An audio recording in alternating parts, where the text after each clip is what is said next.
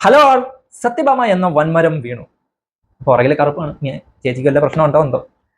എന്തായാലും സത്യഭാമ എന്ന വൻമരം വീണു. അടുത്തതാരി സലാം റോക്കി ബായ്. അങ്ങനെ ബിഗ് ബോസ് സീസൺ 6 കണ്ടസ്റ്റന്റ് ആയ റോക്കി എന്ന കണ്ടസ്റ്റന്റ് എവിക്ട് ചെയ്യപ്പെട്ടിരിക്കുകയാണ്. കാരണം സിജോ എന്ന മറ്റൊരു കണ്ടസ്റ്റന്റിനെ ഫിസിക്കലി കയ്യേറ്റം ചെയ്തതാണ് കാരണം. അങ്ങനെ പുറത്താക്കാനായിട്ടുള്ള ആ ഒരു സന്ദർഭം ഞാൻ ഇപ്പം ഇവിടെ കാണിക്കാം. പുറത്തോട്ട് കഴിഞ്ഞാൽ അടിച്ച് കാവാലം പൊടിച്ചളയും.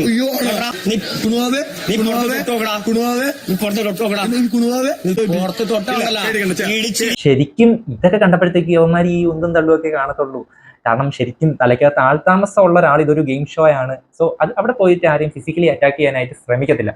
അപ്പം ഞാൻ അത്രയൊക്കെയാണ് വിചാരിച്ചത്. പക്ഷെ പിന്നെ നടന്നത്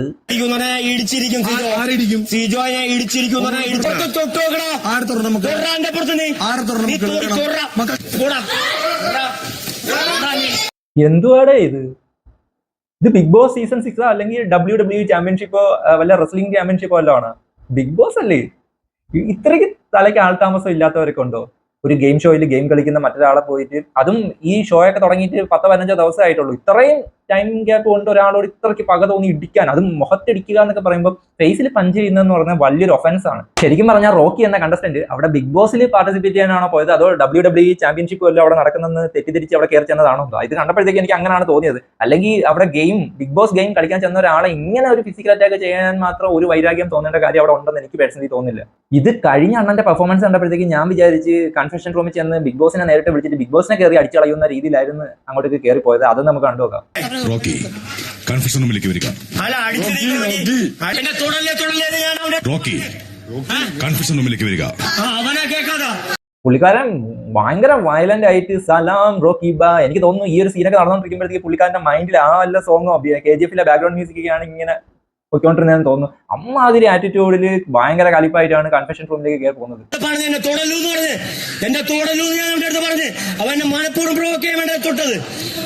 ഇനിയാണ് മെയിൻ സീൻ. പിന്നെ അതിനകത്ത് നടന്നത്, അവരാണ് എന്റെ താടിയിലാക്കിയത്. ഞാൻ അവന്റെ പുറത്ത് തൊട്ടിട്ടില്ല. അത് കഴിഞ്ഞിട്ട് അവരാ എന്നെ പുറത്ത് തൊട്ടത്. ഞാൻ തൊടല്ലേ അവന്റെ അടുത്ത് പാടുന്നതാ. എന്തോന്നടേ ഇത്? അവിടെ നിന്ന് കൊല്ലും തല്ലും എന്നൊക്കെ വന്നിട്ട് ഇവിടെ വന്നിട്ട് എനിക്ക് മറ്റേ ആടിനകത്ത് ഒരു സീൻ ഉണ്ടല്ലോ, എന്നെ തല്ലി കൊല്ലല്ലേ സാർ എന്ന് പറയുന്ന ഒരു സീൻ, അതാണ് എനിക്ക് ഓർമ്മ വരുന്നത്. അന്ന് ഇങ്ങനെ കിടന്ന് കരയുന്നത് ഫാൻസിന് സഹിക്കൂലെന്നാ. ബിഗ് ബോസിന്റെ ചരിത്രത്തിൽ പോലും ഇത്രയും വലിയൊരു ഫിസിക്കൽ അറ്റാക്ക് വേറെ എവിടെയും ഉണ്ടായിട്ടില്ലെന്നാണ് എനിക്ക് തോന്നുന്നത്. ശരിക്കും പറഞ്ഞാൽ മുഖത്ത് ഇങ്ങനെ പഞ്ച് ചെയ്യുകയാണ് ചെയ്യുന്നത്. അതൊക്കെ എത്രമാത്രം ഡേഞ്ചറസ് ആണെന്ന് ശരിക്കും ചിന്തിക്കാൻ പോലും ബോധമില്ലാത്തവരൊക്കെയാണ് ഇതേപോലത്തെ ഷോയിലൊക്കെ പിടിച്ചിരുത്തുന്നതെന്ന് ഓർക്കുമ്പോഴത്തേക്ക് ഓഫ്. ഇതിനകത്ത് കയറി ചെന്നിട്ട് പുള്ളിക്കാരൻ കരഞ്ഞ് മെഴുകി സീനാക്കി. എന്റെ പൊന്നോ. അതിനകത്ത് ഇടയ്ക്ക് പുള്ളിക്കാരൻ കരഞ്ഞോണ്ട് പറയുന്നുണ്ട് 6 വർഷത്തെ കഷ്ടപ്പാടാണെന്ന്. റോക്കി തന്നെ റോക്കിയുടെ 6 വർഷത്തെ ആ ഒരു കഷ്ടപ്പാടിന് ഒരു വാല്യൂവും കൊടുത്തിട്ടില്ല. അങ്ങനെയാണെങ്കിൽ ആരെങ്കിലും ഇങ്ങനെ പ്രൊവോക്ക് ചെയ്യുമ്പോഴത്തേക്കും മറ്റൊരാളുടെ ജീവൻ ആപത്താകുന്ന ആക്ട് ഒന്നും ഇങ്ങനെ ചെയ്യത്തില്ല. എന്തായാലും കഴിഞ്ഞ ആഴ്ച വന്നപ്പോഴത്തേക്കും ലാലേട്ടൻ ഒന്ന് കൊളുത്തി കൊടുത്തിട്ടുണ്ടായിരുന്നു കേട്ടാ. പിന്നെ ഒരു കാര്യം, ഒരു ആക്ട് ചെയ്യണേ അത് ഫുൾഫിൽ ചെയ്യണം. ഇതിനെ ഇടിക്കണം. അവിടെ പോയിട്ട് പേടിപ്പിച്ചിട്ട് തിരിച്ചു വരാന്ന് എന്തായാലും ഞാൻ അങ്ങനെ ചെയ്യും. ലാലേട്ടൻ പറഞ്ഞ് ഇടിക്കാൻ ചെന്നാൽ പോയങ്ങ് ഇടിച്ചേക്കണം. ഞാനാണെങ്കിൽ ഇടിക്ക് വന്ന് ലാലേട്ടൻ അതിനകത്ത് പറഞ്ഞായിരുന്നു. ലാലേട്ടൻ ചുമ്മാ സാർക്കസിച്ചതായിരിക്കും. പക്ഷെ ലാലേട്ടന്റെ സാർക്കസം അത് റോക്കിക്ക് മനസ്സിലായിട്ടില്ലെന്ന് തോന്നുന്നു. ലോക്കി അതങ്ങ് എടുത്ത് പ്രാബല്യത്തിൽ കൊണ്ടുവന്ന് ഇപ്പം റോക്കി പുറത്തായി. ശരിക്കും സീസൺ 6 ബിഗ് ബോസ് എന്ന് പറയുന്നത് വൻ കോമഡിയാണ് കേട്ടോ. കാരണം കഴിഞ്ഞ 4-5 സീസൺ മലയാളം ബിഗ് ബോസും അതേ കണക്ക് തമിഴ് ഹിന്ദി ബിഗ് ബോസുകളൊക്കെ കണ്ടിട്ട് അവിടെ ഏറ്റവും കൂടുതൽ ഫാൻ ബേസ് ഉള്ള ആൾക്കാരുടെയൊക്കെ ആ ഒരു ആറ്റിറ്റ്യൂഡ് കടമെടുത്തിട്ടാണ് പലരും ഈ ഒരു സീസൺ 6ലേക്ക് വന്നിട്ടുള്ളത്. ശരിക്കും പറഞ്ഞാൽ ഈ ഒരു സീസണിലെ ആദ്യത്തെ ആഴ്ച രതീഷ് എന്ന കണ്ടസ്റ്റന്റ് ഉഴുതു മറിക്കുമായിരുന്നു. പരമാവധി ഒരു സീസണിൽ ഒരാൾക്ക് എത്രത്തോളം വെറുപ്പിക്കാൻ പറ്റുമോ അത്രത്തോളം വെറുപ്പിച്ചിട്ടാണ് രതീഷ് ഔട്ടായി പോയിട്ടുള്ളത്. അതായത് ഒരൊറ്റ ആഴ്ച കൊണ്ട് ചൊറിയൻ of the season award Ratheesh കൊണ്ടുപോയി. രണ്ടാമത്തെ ആഴ്ച ആയപ്പോഴത്തേക്കും ജാസ്മിൻ ഗബ്രി ജോഡി വലിയ പ്രശ്നമായി. കണ്ടസ്റ്റൻസ് ഒക്കെ ശരിക്കും പറഞ്ഞാൽ പല സീസണുകളിലും ലാസ്റ്റ് ഒക്കെ ആകുമ്പോഴത്തേക്കും പല ജോഡികളും പല കണ്ടസ്റ്റൻസിനും ഒക്കെ പ്രശ്നമായിട്ട് മാറി. അവർ തമ്മിൽ നിങ്ങൾ ലവ് അല്ല, ട്രൂ ലവ് അല്ല, ഫ്രണ്ട്ഷിപ്പ് അല്ല, നിങ്ങൾ വെറും സ്ട്രാറ്റജിയാണ് എന്നൊക്കെ പറഞ്ഞ് അടി ഉണ്ടാക്കുന്ന കണ്ടിട്ടുണ്ട്. ഇവിടെ രണ്ടാമത്തെ ആഴ്ച തന്നെ ഭയങ്കര ബോണ്ടുള്ള ഫ്രണ്ട്ഷിപ്പോ ലവോ എന്തൊക്കെയോ, എന്തായാലും കെട്ടിപ്പിടി, ഉമ്മവയ്പ്പ്, അങ്ങനെയുള്ള കാര്യങ്ങളൊക്കെ രണ്ടാമത്തെ ആഴ്ച തന്നെ ആ ഒരൊറ്റ ആഴ്ച കൊണ്ട് അവർ ഈ സീസൺ മൊത്തം ചെയ്യാനുള്ള കാര്യങ്ങളൊക്കെ ചെയ്തു വെച്ചിട്ടുണ്ട്. അതേപോലെ തന്നെയാണ് റോക്കിയുടെ അവസ്ഥ. മൂന്നാമത്തെ ആഴ്ച ആയപ്പോഴത്തേക്കും രതീഷിന്റെ യുഗം കഴിഞ്ഞു, ജാസ്മിൻ ഗബ്രി യുഗം കഴിഞ്ഞു, ഇപ്പം റോക്കി യുഗമാണ്.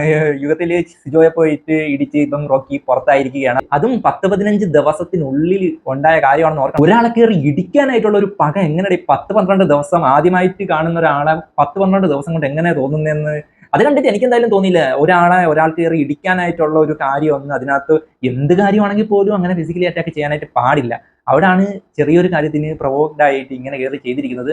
തീർച്ചയായിട്ടും പുകഞ്ഞ പുള്ളി പുറത്തെന്ന് പറയുന്ന പോലെ പുറത്ത് പോകാനുള്ള ആള് തന്നെയാണ് റോക്കി. ഈ ഒരു ഷോയ്ക്ക് ഒട്ടും യോജിക്കാത്ത ഒരു കണ്ടസ്റ്റന്റ് ആണ് റോക്കി. ഇതിനു മുമ്പും പല കണ്ടസ്റ്റന്റിനെയും അടുത്ത് ചെന്നിട്ട് ചവാലക്കുട്ടി എന്തെന്ന് ചെവുക്കുട്ടി അടിച്ച് തകർക്കും എന്നൊക്കെയുള്ള ഡയലോഗ്സ് ഒക്കെ ഈ ഒരു സീസണിനകത്ത് റോക്കി പല പെണ്ണാൺ വ്യത്യാസമൊന്നും ഇല്ലാതെ എല്ലാവരുടെയും നടന്ന് പറയുന്നുണ്ടായിരുന്നു. സോ ഇങ്ങനൊരു കണ്ടസ്റ്റന്റ് ഇങ്ങനൊരു ഷോയ്ക്ക് ആപ്റ്റ് ആയിട്ടുള്ള ഒരാളല്ല.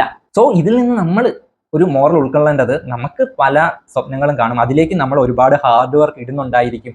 സോ അത്തരത്തിലുള്ള ഹാർഡ് വർക്കുകൾ നമ്മൾ തന്നെ ഒറ്റ നിമിഷത്തിന്റെ അല്ലെങ്കിൽ അവിവേകത്തിന്റെ മണ്ടത്തരത്തിന്റെ പുറത്ത് ഒറ്റ നിമിഷത്തിന്റെ അല്ലെങ്കിൽ ഒറ്റ ഒരു പ്രവൃത്തിയുടെ പുറത്ത് ഇല്ലാതാക്കാതിരിക്കാനായിട്ട് നമ്മൾ തന്നെയാണ് ശ്രമിക്കേണ്ടത്.